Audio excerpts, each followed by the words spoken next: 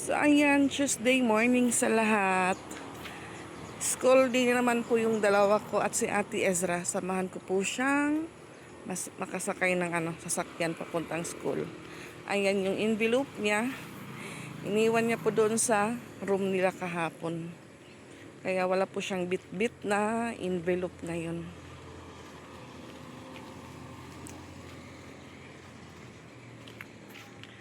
Ang init.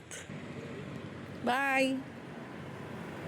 Sakay po siya sa kaklase niya na may inuwaw. Nauso po talaga dito yung inuwaw na sasakyan. Okay, timing po ni Ate Ezra na. Dumaan po yung kaklase niya na may inuwaw. Tapos isa lang po siyang sakay, kaya ayun po. Nakahits po siya, nakahits. So dito naman po si Patpat. Nag-aalmusal pa lang. Nag-aalmusal pa lang po si Ate Patricia. Sige na. At yung ulam niya po ay sunny side up chang. Ayan yung ulam ni Patricia. At ininit ko po yung natirang talong kagabi. Pansit. Yan, mamaya na pa ako dito magwalis pag makaalis na. Itong estudyante ko. Ano para sa'yo? Oo. So, hindi na po sila nagkakasabay ni Piyang pumasok.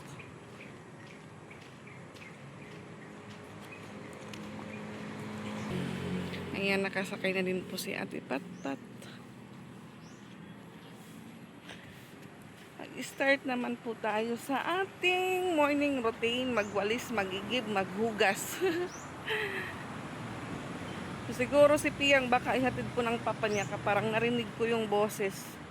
Nandyan siguro ngayon. Hindi naman po gaanong maano po dito. Maraming dahon.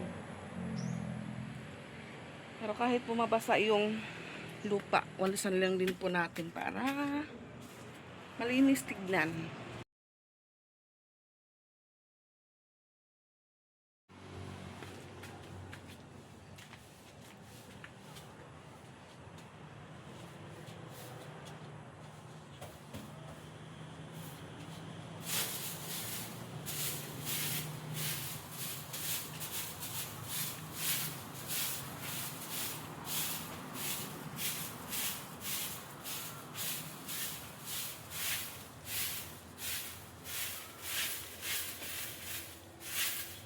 Ito suara sirak.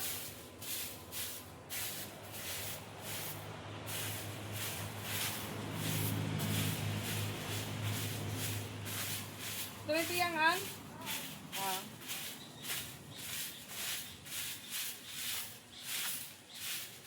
Suara sirak.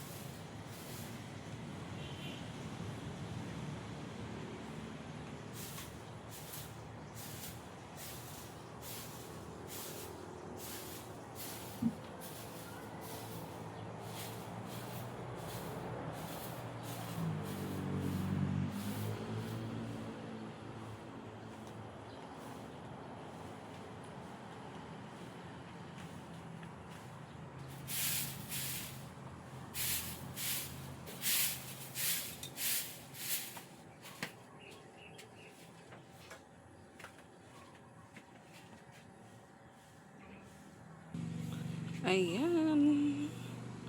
Malinis na po siya tignan. Yung ano lang po is maya-maya kakalatin naman po ng mga manok. Ayan. Kunin ko po muna yung isang balde na inigiban ko po doon sa balon para ako naman ay maghugas. Ayan, ang linis po tignan dito sa likod pag nawawalisan. Yan po yung manok. Pati din po yung neighbor natin nagwalis sa likod nila. Yung weather po ngayon katamtamang init, katamtamang makulimlim naman. Sakto po ang panahon ngayong umaga at may music sa bahay nila tito. Yan, maghuhugas naman po ako.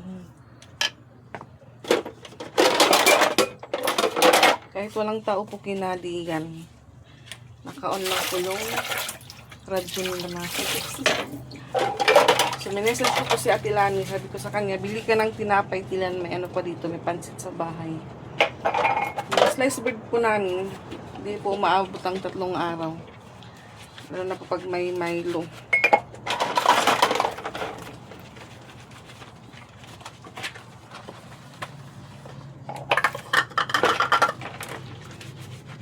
So, yun nga ho, kada hapon po sport fest sa school nila Patpat. So, wala naman po siyang sinalihan na laro.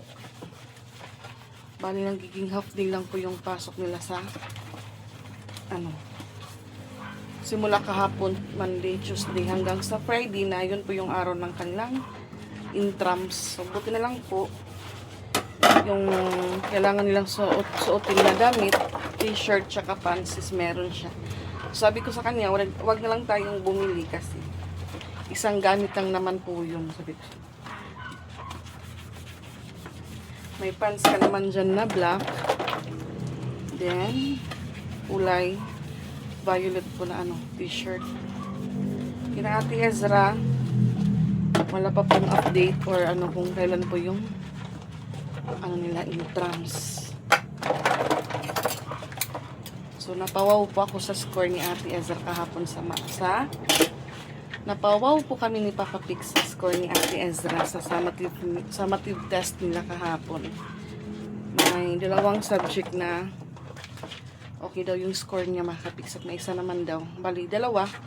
Yung isang subject niya po is perfect daw siya. Yung isa naman po, 36/40. Sabi ko, wow, bumabawi si Ate Ezra ngayon Ayaw niya pong tumaas yung grades niya kasi yun nga sabi niya. Pumunta po ulit siya sa first section. Ay stress po siya sa first section kasi yun na marami pong activity palagi. Sabi ko, ano yan ate?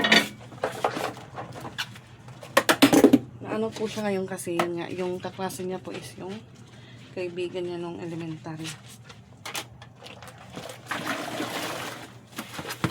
Siya din po yung vice president sa room nila. Sabi nga ng iba daw, maganda sana kung ikaw na lang daw yung naging president. Kasi yung ibang kaklase daw nila hindi nakikinig sa sa president nila kahit anong saway. Kasi nga pag noisy student, pinapaano po yun. Pinapasulat yung pangalan dito yung mga noisy. So, yung president daw nila, minsan pinagtatawan nilang hindi sumunod yung mga kaklase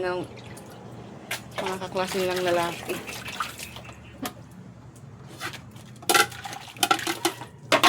So, kahapon po, yasumi nila Pix, Manili. Yung ginawa po nila, nanguha po sila ng namingwit po sila ng isda. Kasi po sila ng pang-ulam.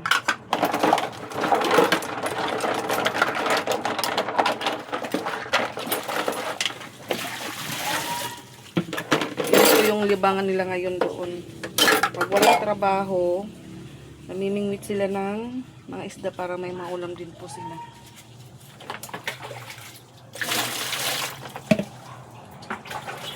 So, palipas oras, nagiinuman ng 2 can.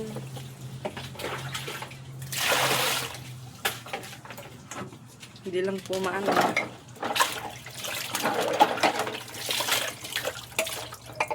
Wala lang po yung pagka-homesick.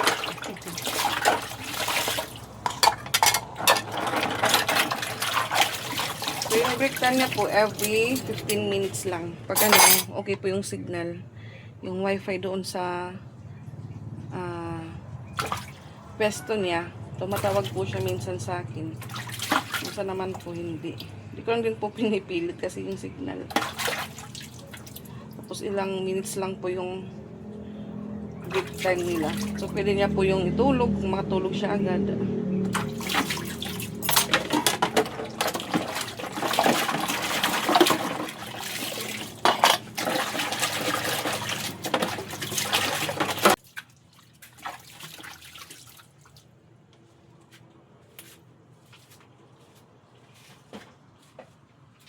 Nagdahan pa po sa bagong cortina ko.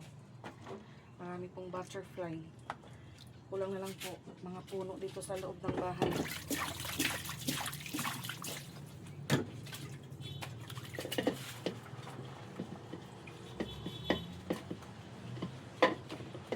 Walang problema yung dalawa ko sa hugasan. Hindi problema po pagkawali or kasirula.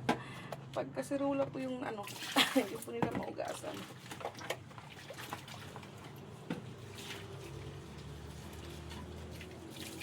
Pag kasirula na po yung hugasan, nakatikit na po yung mata nila sa kasirula.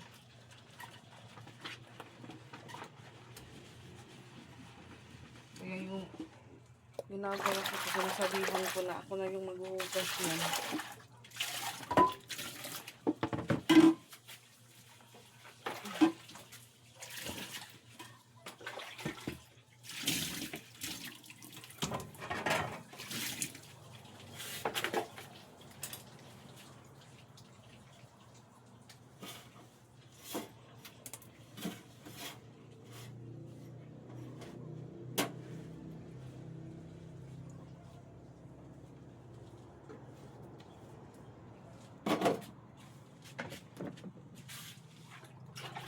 Maya naman po, magigib ulit ako para pangligo. Tapos po agad tayong maghigas. Ayan, may biglang bisita po tayo, guys. Tapos ko lang pong mag-ugas. Ayan yung lababo po natin. Malinis na. Ito lang may nangarap kuan, pansit. Ang batin yung kumanin kanjin nga Kaya ano? pansalik. Ang ating bisita, biglaan lang pong susulpot. Ano, pahuram? Wala, baliwat. Pero sige na lang. T-shirt niya. Nag-ano din po siya sa susuotin ng mga anak niya po ngayong intrams. Kasi yun nga ho, biglaan lang. Buti na lang po si Patpat may mga. Hindi pa po siyang maano. Pero takpuan. Kaya may purpose na kamo. O ano? Walang kuwan. Ang tuki. Okay. Ang tuki nga kuwan. Ano nga tuki? Ang tuki niya na nga. Dagdag nga. May daman niya na Oh, may sunod na. May May wifi. dalag ko na kuwan kuwan eh. Ayan, baka may laman na daw yung purpose niya. Kapuhay. Sita may dalag ko na. Ayaw niya po talagang Tuki maano, pala. magpakita sa video. Wala pan ka daw per month niyo. Juan, ting tinapay, baka na ito. Huwag ka, pansin. Wala ko kayo ni. Bakit na ako? Wala yun. Lutungin ka natin Orlin. Pero man, 60. meron po siyang dala. 160 per habok. 160 pa utang daw mga kapiks. So yung basura ko po, ayan ha. Wala na po itong laman. Sinunog ko po kanina. Hindi mamamahaw pagkape. Yan, pagkain. Hindi ko po alam paano kainin ito mga kapiks. Hindi pa po ako nakatry kumain ng dragon fruit. Ay, dragon food? Dragon fruit na ba yan?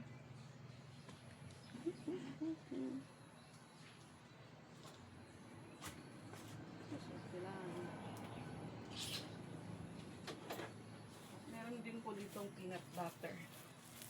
So, binibenta po ito ni Tito. 150 po yung ganito.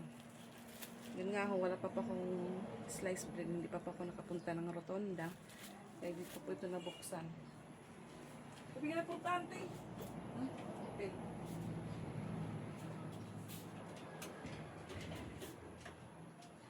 May Hindi ka bera yan. Ano, advance payment na yan? Ano na bayad ko? Friday, ma'am. Friday holiday. 24 day. Ramang holiday. Friday. Tuesday pa man na yan. Madam taon na nga na. Diyan na, linting naman dila. Hindi ako maawar. Ayan, may kamaritesa na naman po ako. Ah? Ayan mga kapiks, may nakita ang pangalawang halas.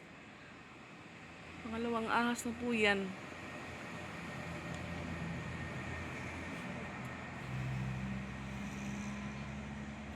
Hindi ko rin pa mamapanid ito. Mahulog. Udah sige ko mahulog yun. Puro guntak kamot. Paligo na sana ako. Takwaray-waray ng indog ngayatang. Ano yun? Puro gunta ko rin. Puro gunta. Puro gunak. May tubo nga da to. May tubo nga da. Da yun. Ha? Tubo ba tubo? Te, nareklamo. Nangawit na kami dito. Tapos madalaga ni check natin si Day. Ano na? Dayon. Kinakabahan siya, guys. Akano to? Ayan po, nailabas na ni Tito. So, ayan mga kapiks, alas 4:31 na at malakas po yung kulog. So, kanina umulan. So, yun nga ho, yung ano po doon sa taas po namin, may nakita na naman po akong pangalawang ahas na po yun. So, sabi ni Tito, sawa daw. So, timing na lang din po na dito pa po siya, hindi pa po siya nakaalis papuntang rotonda kasi bibili daw siya ng gas nila. Paligo na sana ako noon, tapos yun nga, kukuha pa ko ng barako. Pagtingin ko po talaga doon sa ibabaw, malapit lang din po sa tinambayan before ng isang ahas, yung unang nakita ko po doon sa taas. Parang ang liit lang po ng space ng tinambayan naman po ngayon yung nakita ko kanina na ahas.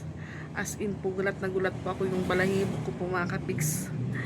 Nanindig yung mga balahibo ko, tumindog ang mga balahibo ko. Sabi ko, naisip ko, agoy si Patpat. Doon pa naman siya minsan natambay po. Tapos yun nga, doon din po siya nakakatulog pag may time pag hindi na po siya sumasagot kung tinatawag. It means po, nakatulog na yun sa taas. Kaya yun po kanina, binawasan ko po yung mga damit ng mga bata na maliliit na. Timing din po si Ate Lani ngayong hapon, bumalik ulit. Kasi umalis po yun kanina mag-alas 11 sumundo sa mga anak niya. Siguro pasado na alas 12 na po yun, nakita ko yung ahas sa taas. So nag-message siya sa akin kung saan daw ako, so hindi daw ako nag-reply, kaya yun, naisipan niyang bumalik dito sa bahay. So na timing, pagbalik niya po, doon ako sa taas, aayos na po ako ng mga damit na kailangan na pong ipang dispose. Sabi ko kay Ate Lani, pagpilian mo na lang yung mga damit na kakasya sa anak mo. Kung hindi, marami naman po yung mga bata doon banda sa kanila na maliliit pa. Sabi ko, i-share mo na lang sa kanila para magamit din, at yun nga, sayang itapon. Kasi kung yung plano ko po sa mga damit nila is ipamigay ko po doon sa Tabang or sa Abuyog. Yung problema, hindi pa po kami nakakapunta ulit doon sa kanila, kaya na-standby po sa taas yung mga damit ng mga bata na hindi na po nagagamit. Yung din po kasi, siguro nakakaano po yung mga ahas, kasi yun nga, dikit na po yung sanga po ng puno, dikit na po sa bubong namin. So naghahanap din po ako kung sino yung pwede kong mautusan na pabawasan po doon yung sanga ng puno. Ano na, Zay? Yan, dito ulit si Ate Lani. Naabdang ka rin oran. Doon sa tinjus. Nahadlok ka man, nahadlok yung pagsakaig baw. O pinatsug. Mahamis na ito igbaw. Lipihan ito namon. Lingkuran na tila nito man nito kuha. Yan, pamamagay mo. Dito ulit si Ate Lani. Kaya ano? Okay, niya plero. Ayan, umuulan na po mga kapiks. Wala pa po si Patpat. Wala pa kayo, di pa kayo sila Patpat? Apiat mulay. Diri. Hida niya rada po. Bay, sayaw nira. Saka na nga to. Oh, loko. Walang pimples ni Ate Ezra. Natatakot po siyang umakyat. Ito na, ate. Ay na. Tinanggalan ko na nga to. Umulan na, umulan na. Ito, peanut butter. Dili na kay papalamanta. Pero let me. Upat la ito. Taggawa kami ni Ate Lani. Ganyan. Ako di ay. Sabi ko kay Ate Lani, bili siya ng ano. Sabay siya bibili ng tinapay para mabuksan po namin yung peanut butter. Ganyan, dito na po si Patpat. So, tag-isa po kami ng tinapay. Duro sa lamin. Mm.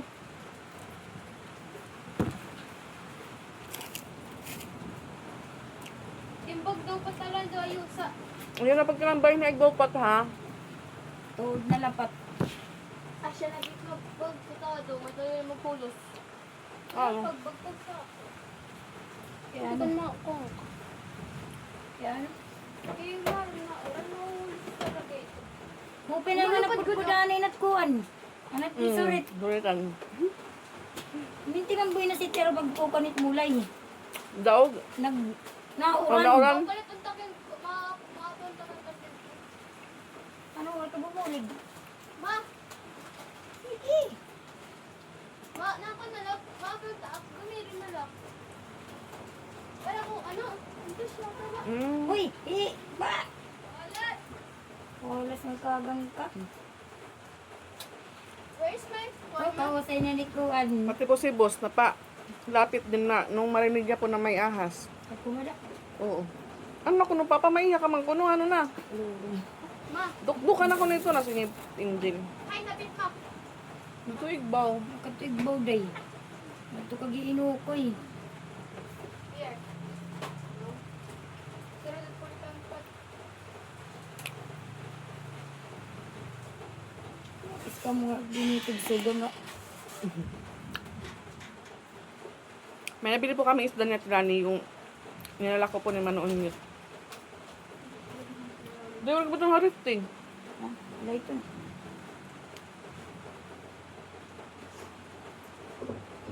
Nayang na ito. Ayan, oh. Nabit yung kasada. Tran. Tudol good. Masarap po siya. Naghanap po talaga ako bukas kung sino yung pwede kong mautusan magpaan doon sa mga sanga na naano sa bubong namin.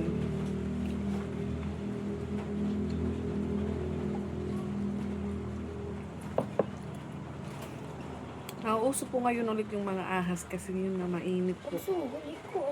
Yun ito. Ano? Atsoy, Jadi, ang kuan. Ate, ito. Rex, dito na so. Ako. Mainit po kasi dito mga kapiks. Dito din pala sa neighbor namin, nung isang araw din po. Meron din pala sa loob ng bahay nila nakita. Hindi po tayo magtataka kasi yun nga malapit po kami sa malaking puno. Yung ano na lang po talaga, dapat malinis po yung mga ano. Hindi sikip-sikip yung space, kailangan maluwag para nakikita. Ano pero saan? Pero ito kung katungas dandag ko. Oo, ang dagdag ko. Di ba ano yung isda dito mabukog? Kain. Ito nga pula. At nga rin ito ting isda. Ang buk. Kapit na kayo ng Kaya ano? Maan ba madalo na? Kaya ano? Ay, nilakit na kon nga isda. Naglimpyuhan la. Okay, Mara sa pritohon. ang buk. Ang lapit nagkuhan. Iba'y lapit nagkuhan sa dito. Amo nga ni gugti. Lapit kuhan. Pagprito mo dito ko sala. Very good. Pero kunit asiti, Oh. damat asiti. Pag butang, pasunod asiti. Para- Para dumukot. Dumukot. Para dari dumukot. Ano, may butane ka mo? May butane ka mo? Dari sunod. Pero may da ka mo gagamit ng butane. Uray na gumana. Ang baka, waray man kami nagkuhan dito. Oro na ka Waray mag nagana ka man nagto. Kaya ano na ka mag butane na? Waray kami sumok. Mali. Eh kung nila kon kabataan, di pala takini. Pero kay kabata, Ito tag 300 ko na tiya. Ito kada refill. 1.5 ang kuan. Bugos. May sulod na. Oh, pa ito barato la. Ako mamita ko kay kabataan di ba? Ala kay ka pag sinugo pag abri. Pwede. Amo Ikaw ni pwede lang makakuan natin kuan. Kada yung manin may gamit igbilin mula na dito ibang balay. Amo ni wata sing kada biling ano Sheila to Sheila. Dili pwede magkung nga dili na bal kay bagay nga yang waray di da nga maglugar maglalam. At ako baga magkuan nila, di ay magboto.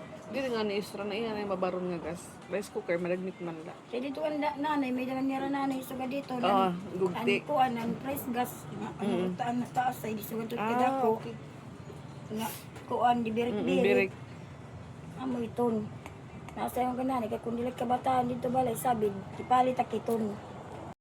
Ayan mga kapix, dito po tayo sa taas. Bawas-bawasan na din po natin yung ano dito. Mga nakalagay na gamit. Yan po yung dalawang maleta, pinatong ko na lang po dyan. Hindi pa naman po siya magagamit. At yun nga ho, dito po banda, nakaano yung ahas kanina dyan. So, klarong-klaro na po.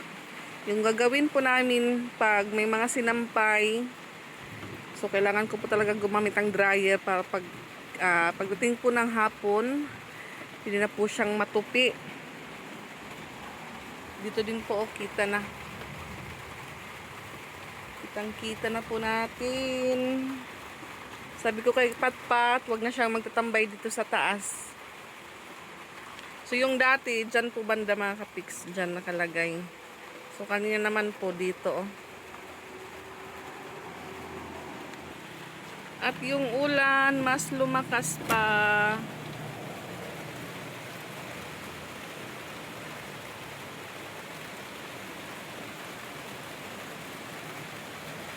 Tignan nyo po yung mga dahon, ang dami. Kasi yung sanga po dito na. Dikit na po siya mga kapis.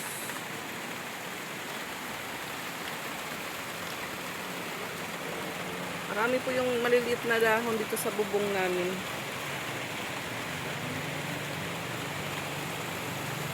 Yan din po yung nakakasira sa bubong. Kaya meron po mga maliliit na butas-butas.